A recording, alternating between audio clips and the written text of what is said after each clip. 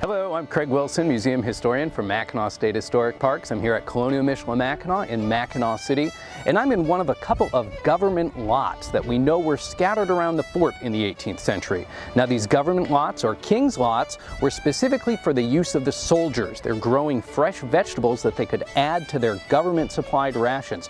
So let's take a closer look at a couple of the vegetables that they may have been growing here.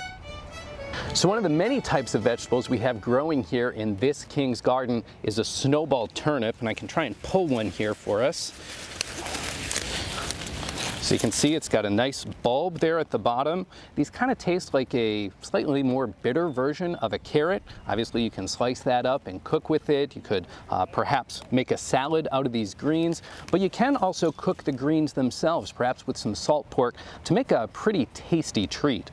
Now, these are also related to the cabbage family, and we can talk a little bit more about those plants as well. So another plant that we've got quite a bit of growing here in the King's Garden is this red Savoy cabbage. And you can see the leaves are just slightly tinged with color and they're crinkly. That's what that Savoy refers to. Now, just like those turnips, this is something that has a pretty long shelf life, and it's also a cold season plant, so it grows pretty well in our local climate here at the Straits of Mackinac. So although those soldiers could just eat these leaves raw and fresh, what they're most probably using this cabbage for back in the 18th century is to make sauerkraut. It's pretty easy to make. You would take the cabbage head, slice it very thinly, layer it with some salt, and then you just kind of press it down with a weight.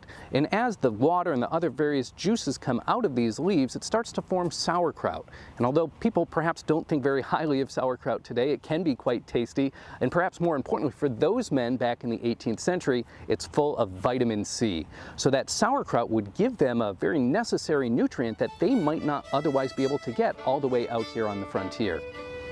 So those turnips and that cabbage are just a few of the vegetables we have growing here in the King's Garden at Michilimackinac, and the King's Garden itself is just one of several gardens that we have scattered throughout the fort. If you'd like to see us working in these gardens and actually using the things that we grow here, we have food demonstrations every single day. We'd invite you to come visit us here at Colonial Michilimackinac in Mackinac City. If you're interested, you can visit our website, MackinacParks.com, for more information and tickets. And we do hope you'll join us here at the fort sometime this summer.